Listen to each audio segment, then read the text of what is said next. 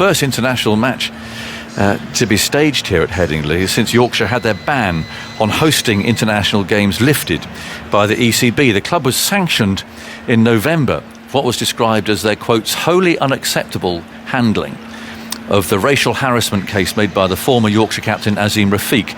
There's a long way to go on this story, with Yorkshire last week charged by the Cricket Discipline Commission of the ECB, with the case expected to be heard in September. In a moment, we'll hear from the chair of Yorkshire, Lord Patel. But first, here's a reminder of how we got to where we are today.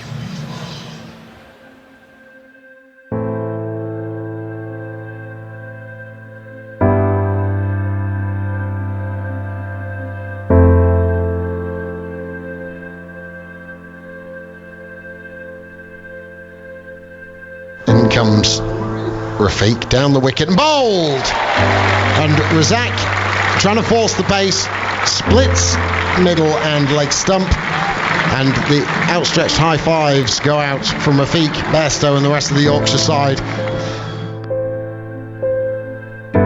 Yorkshire County Cricket Club say they've launched a formal investigation into claims by former spinner Azim Rafiq that institutional racism left him close to taking his own life. The club's chair, Roger Hutton, has said they've tried to make contact with Azim and that they take the reports very seriously.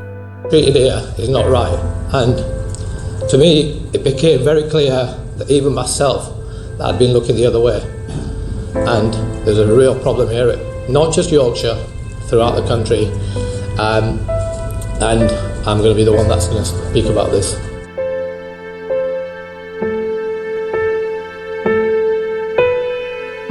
Yorkshire have asked an independent law firm to lead their investigation into claims by former player Azim Rafiq that there's deep-rooted institutional racism at the club.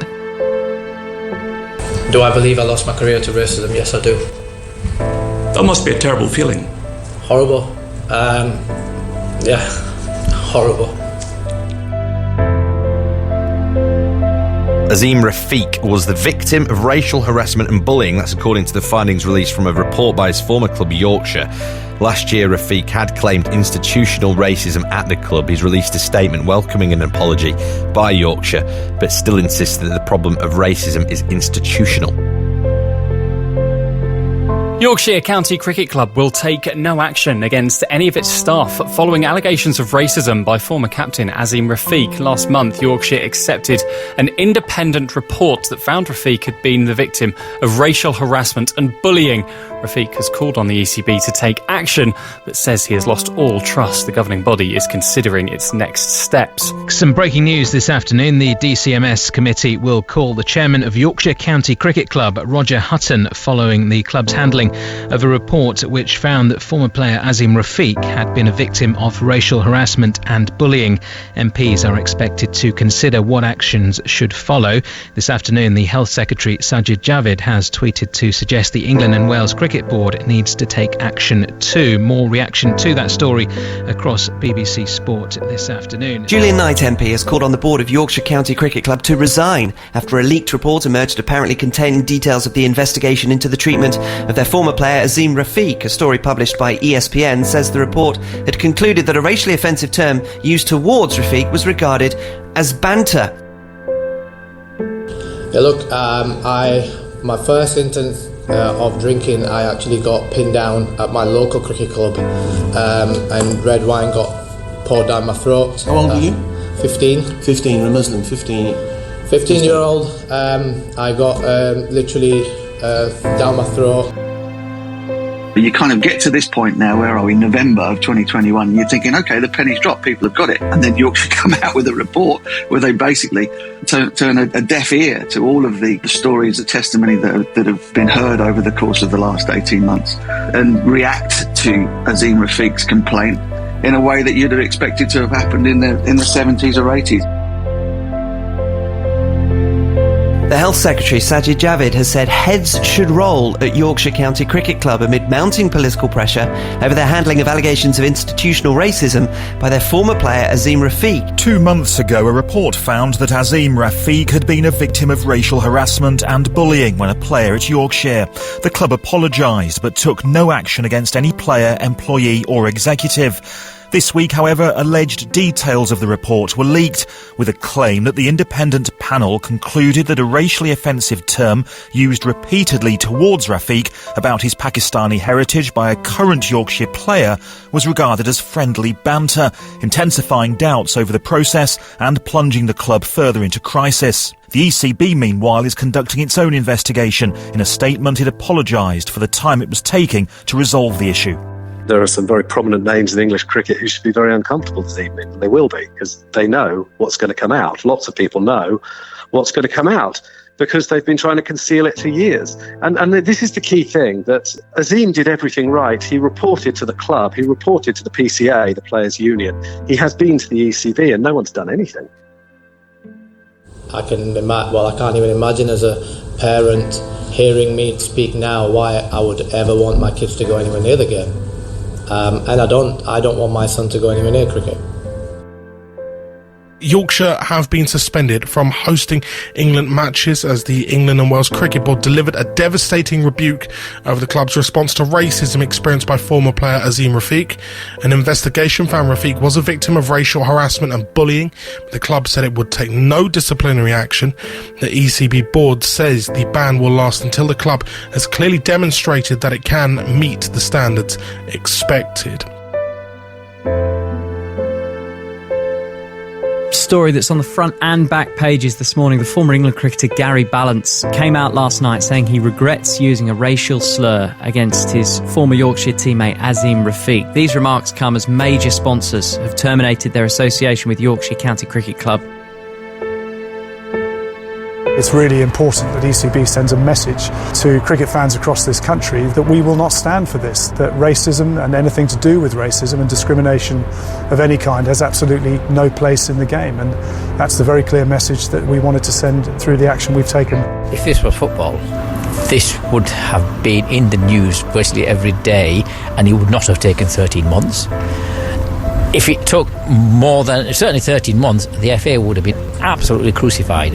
The ECB have actually got off lightly as a governing body as to why they've allowed the process to take so long, why they've not levelled charges against individuals and or the club as well. There's a huge amount of work to be done, and I think that first of all, it's unlocking what that barrier is. What is it? What is that breakdown between all these cricket-mad people and the English game? The outgoing Yorkshire chairman, Roger Hutton, has called on the executive board at the cricket club to follow his lead and resign with immediate effect over their handling of the Azim Rafiq case. I'm sorry, because I thought Roger was a reforming influence at the club. He joined in April 2020, long after the incidents had occurred, and he was dealt a very poor hand. The racism row at Yorkshire is intensifying. It's been on all the front and back pages for all the wrong reasons, has the game of cricket this week. They're also now investigating claims by another unnamed player that he was repeatedly subjected to racist abuse. Several publications going with that one this morning. Newly appointed chair of Yorkshire County Cricket Club, Lord Kamlesh Patel, will hold a press conference at 2 o'clock this afternoon following the recent allegations of racism by Azim Rafiq. This has been a painful and difficult period for Yorkshire County Cricket Club. I thank Azim Rafiq for his bravery in speaking out. Azim is a whistleblower and should be praised as such, and he should never have been put through this. And I'd like to apologise to him. We're sorry for what you and your family experienced and the way in which we've handled this. The new Yorkshire cricket chairman, Lord Kamlesh Patel, has been acting quickly since his appointment, hasn't he? Yeah, wasted no time, Rick. 3 days in the job, and already he reached out to Azim Rafiq over these long-standing allegations of racism at the club, long-standing and incredibly public. Revelations about complaints of racial discrimination and their handling at this cricket club over the past 18 months have rocked the sporting world. Racism or any form of discrimination is not banter. It's simply not acceptable. It's obviously deeply hurtful that this happened at a club that I'm so close to, and it means so much for me to go and play for Yorkshire. In terms of my position, if you're not at the club, how can you make any change? How can you help move things forward? And as I said, I look forward to speaking to Lord Patel at some point in the future about how I can help. I wasn't aware of specific allegations of racism, but I knew that the club had a history where the question kept being asked, because I'm a fan of the club, so I wasn't blind to questions that had been raised in the press in the past. ECB needs to take a lot of responsibility, bring a lot of things in-house and stop palming off responsibility to advisory bodies such as the National Asian Cricket Council, because all I see that is just, well, separation, start of separation as well. South Asians can be dealt with them, we'll deal with everyone else.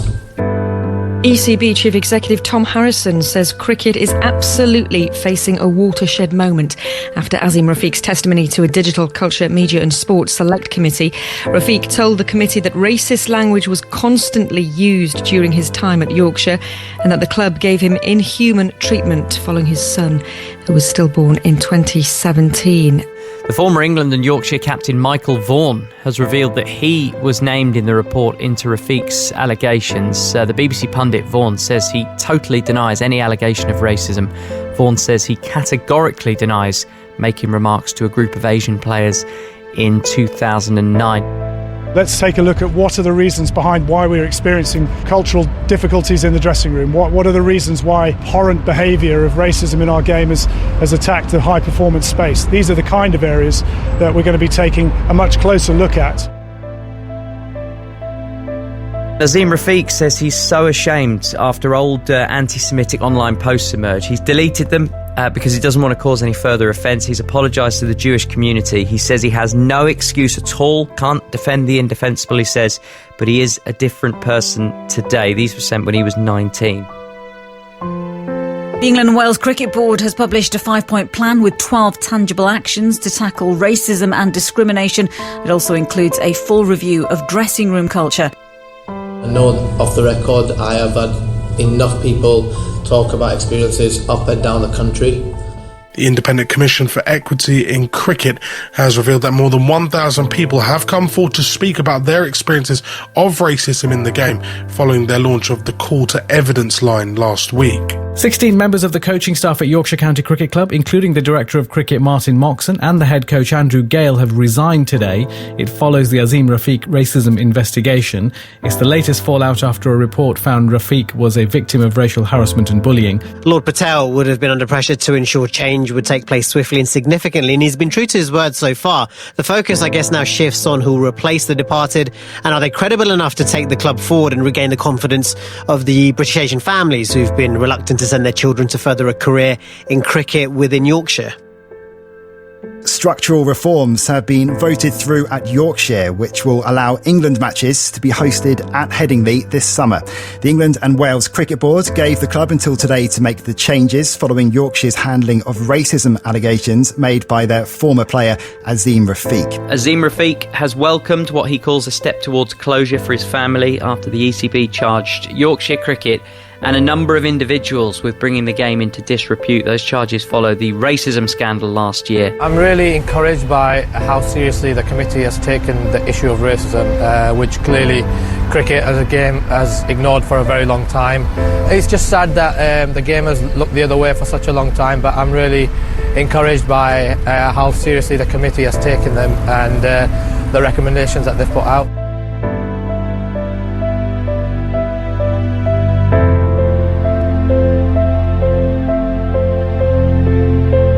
Any given day, I just woke up and just tried to just keep fighting, because I knew that if I didn't carry on doing that, people will forget it very quickly, and it was just a broken man speaking about his experiences.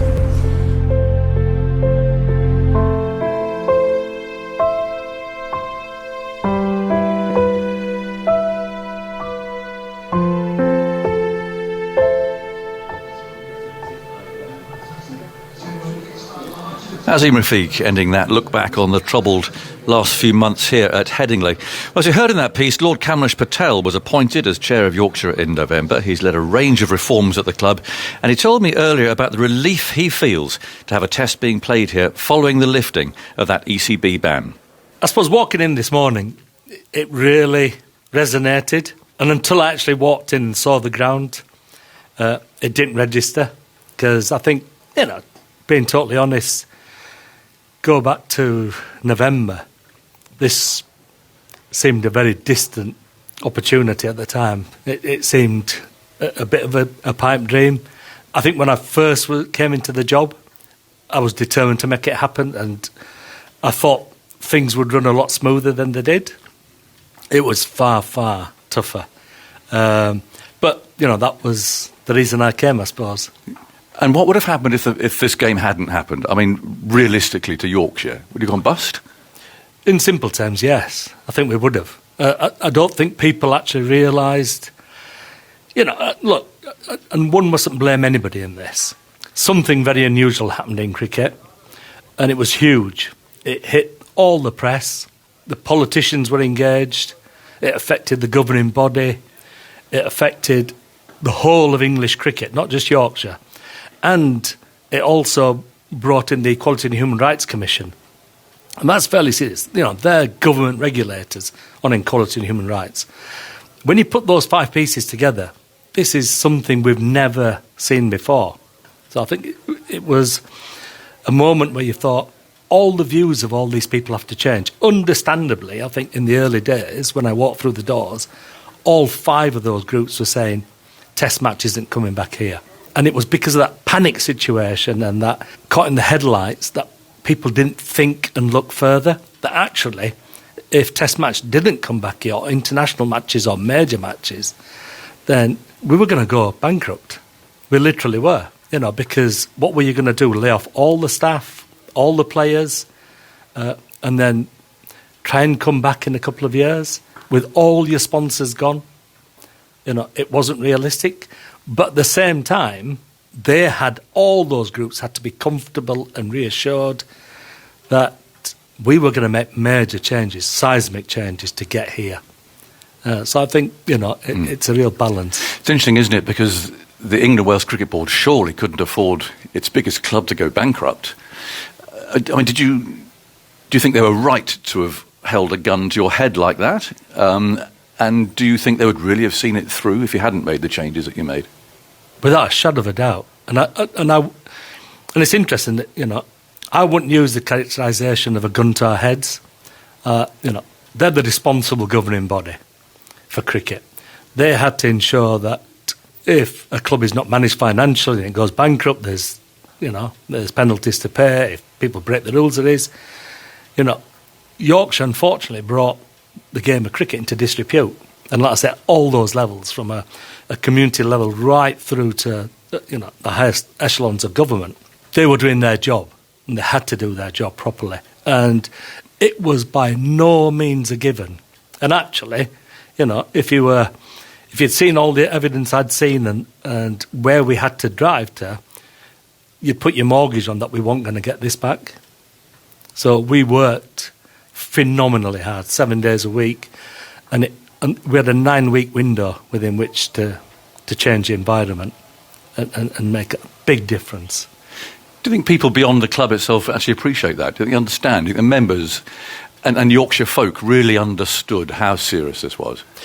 What was the reaction to you, for instance? I mean, have you had some adverse reaction yourself? So, interesting question. So, 90 to 95% of members and the people I genuinely meet on the street or on the train have said thank you for doing what you're doing, and have been extremely supportive.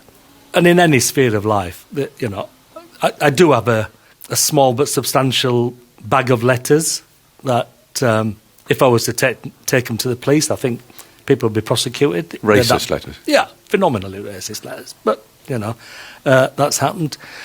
We have a very small, and I emphasise a very small but very vocal group of individuals who do not accept that racism happened at this club. And I think we have to move beyond that denial. Absolutely have to move beyond that denial. Racism happens in society. It certainly happened at this club. And we've just seen the gymnastics report. We know what's happening in athletics. We know there's misogyny, there's racism, there's discrimination, there's power imbalances, and these things happened. And it happened here, and it happened here badly. And we needed to deal with it. There's some people, for whatever reason, and I'm not having a go at them in a sense, but it has impacted, it's made our lives very difficult. And it's not about me. None of this is about me. This is about all the staff who are working here tirelessly, who've had a year and a half of being in the headlights, who've had a year and a half of being abused, some physically, verbally, saying, "How dare you work at that racist club?"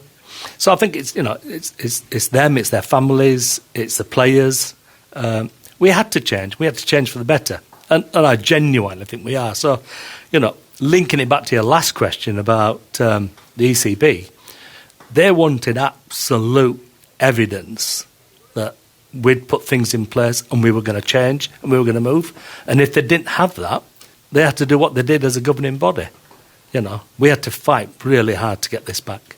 And you've got it back. Yeah. So what are your priorities now? Where does it go now? Because part of all this, I mean, it's such a huge jigsaw puzzle, isn't it? Yeah. But part of it surely is attracting the vast Asian cricket-loving public into here, just as it is at my home ground at Leicester. Yeah. Again, there's like this barrier, this brick wall, despite a lot of hard work, people would say, in trying to connect. Now, how far have you come to connecting there, do you think? To come for people to come and play cricket and enjoy cricket? Yeah. And because we know they love cricket, but they don't come here. Yeah, I think we've done a number of things. Clearly, for the ECB to give us test matches back, they'd seen the massive changes we made, and the Equality and Human Rights Commission had seen the massive changes we made. There were leadership changes, there've been governance changes, we've had an inclusivity review where we've listened to 1,800 people's views. And of course, the ECB has its 12-point action plan. We've localised that. And maybe it's just me and my background, but I've localised it quite differently. So as opposed to just looking at, you mentioned the Asian community, I'm looking through the lens of human rights. And people will say, what's he talking about? Human rights in cricket? But if you look at the 5 key values of human rights, it's about safety, fairness, respect, equality and dignity. Now, how does that relate to cricket? Well, safety is about making sure you come to a ground where you feel physically and psychologically safe. There's a zero-tolerance policy. I'm not telling people not to enjoy themselves, but don't make sure other people are not offended by what you do. You don't have a pint of beer poured on your head, etc. You can see, everything we've got, the shocking pink adverts about, yes. Text respect, to make that happen. In terms of fairness, evidently clear when Darren Gough, appointed his coaching squad, it was done robustly and fairly, looking at people's CVs, interviewing, not picking up the phone, calling their friends, interviews, CVs for non-exec directors on a robust, fair basis. In terms of respect, first time in 160 years, I think we celebrated Eid Milan with multi-faith people. Several hundred people turned up here. We're planning an event with the Jewish community. We're going to obviously celebrate Christmas. So we're respecting other people. Equality is the key one that you asked about. So if you look at the last 6 months of work we've done with our performance pathways, we've done it very differently. We've gone out into the community with our community talent champions. We've gone into areas. And I think it's been a combination of that real hard outreach work, saying we want you to come as young children to our performance pathways observations, as well as this macro piece about, this Indian chap's come here and it looks like they're making a difference. We've had a 62% increase in the observation period from ethnically diverse communities. And then when we've got a diverse coaching squad, performance coaching squad, we assess individually every child, and every coaching member does it individually. No one has to pay for that coaching. None of those kids have to pay for their kit, which a lot can't afford. We've even helped children and families with transport costs. That's a big cost to us, but it's really important there's a fair, level playing field. And that's resulted in a third of those 600 kids that have come through, a third from a minority ethnic background as opposed to 2%. That's just in the first 6 months. What about the point that was made? I mean, because Yorkshire itself has been charged, hasn't it? I mean, absolutely, yeah. But you've already been tried, and you've effectively, and you've made the changes that you had to make. But now it looks as if you're going to be charged with the same thing again. I mean, how's that going to work? Yeah. Are you comfortable with that? I suppose, I'm the chair of a government regulator at the moment. I regulate the 100,000 social workers in England. I've been a regulator in the mental health world. I've been a regulator in the health world. So regulators have to do their job. And if something's wrong, they have to follow due process to deliver that. So I don't want to second guess the ECB. Yeah, it's tough. We had international games removed from us. We provided the evidence to say, I think we're fit for purpose as a club, and we will do everything possible to deliver a high-class quality game, and I hope we do, and I'm sure we will. The other charges stem back from 2004. So 2004 to the end of 2019, that's a long time, and lots of things have happened. But you're comfortable with that? I mean, are you of a view that a line should be drawn somewhere for this historic?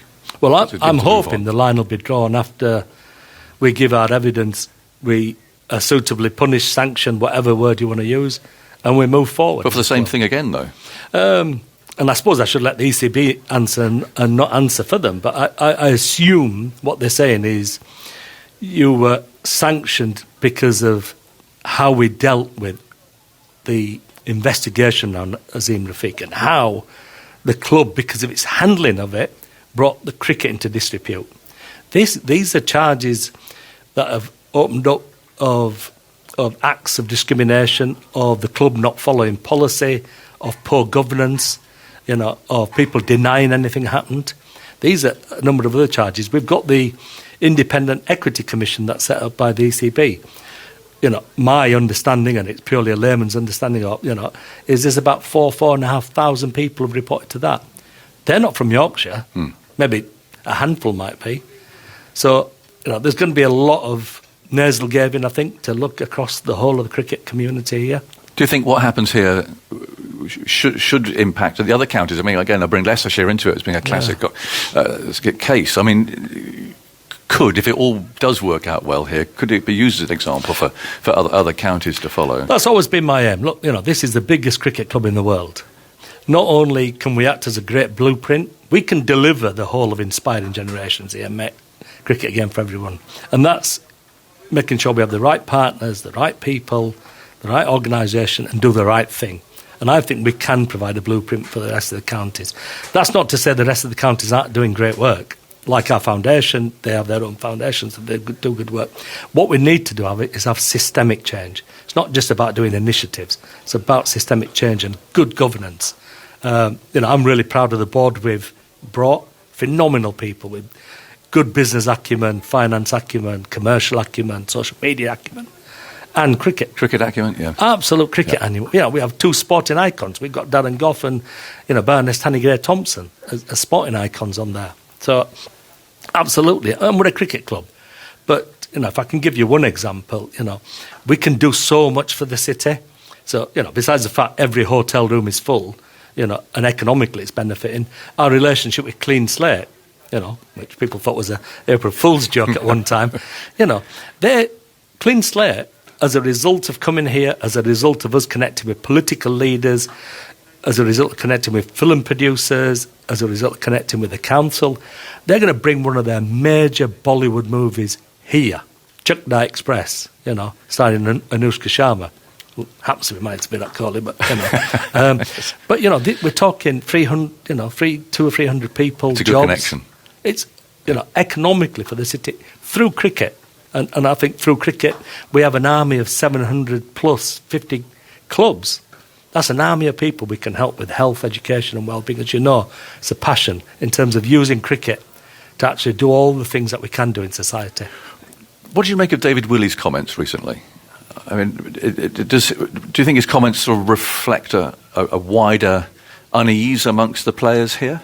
No, I think they were, if I'm genuinely honest, I think they were said out of context. Darren has spoken to David and, it doesn't reflect a wider context. I think we've got a really sound Basically, he was saying that the club's prioritising its own interests rather than looking after the players. In a nutshell, was what he was saying. We've done nothing but prioritise our players. So from day one, I knew the impact I had on them because of some actions I'd taken. We made sure never before have all the team gone on a pre-season. They went to Dubai, they were together, we had wellness days, we've made sure their nutrition is fine, we've brought new gym equipment, we've brought a fantastic coaching squad to help them, and we're going to build and develop. We've got partnerships with the local unders, with the South African Titans, we're looking at a CPL team, opportunities for them to go play abroad, come here, have games and share experiences. Really important we get that right. So players, the staff together, I don't think we've brought all together, and it's the family of Yorkshire coming together. We need now to move to our other stakeholders as well. Do you see a rocky road ahead still? With September, October, the inquiry, the CDC and so on, the investigations, do you think Yorkshire's reputation has been restored now? You've got your test match back, but do you think there are still obstacles ahead that could still be damaging? I think there's two or three challenges ahead. I think one is finance. We need to get our finances stabilised. We lost 43 sponsors. The majority have come back and new ones have come back, so that's working extremely well. That says something about our reputation, the fact some major sponsors are coming to us and new sponsors coming to us. But we need to finance and not just focus on the ECB or cricket paying that. We need to become a viable sporting venue. And I think we'll, an iconic venue. We've got the new skills on the board who will help us to do that. Leadership, we'll be advertising the next few days for the chief exec of this great club. I'm hoping that people are going to be queuing around the corner to come here, But that leadership and transformational change is really important. People here currently have done a fantastic job. CDC is going to be there. We've got to deal with that. We've got to deal with the small number of naysayers still. I think that, because that doesn't help the club and doesn't help our reputation to keep moving forward. And I think governance, and I think we've got that in a really good place. But I also see a huge amount of excitement.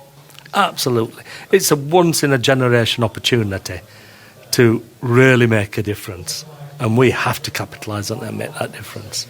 And the man at the centre of it all, Azim Rafiq, would he have a role to play here? Can you see that taking in some capacity?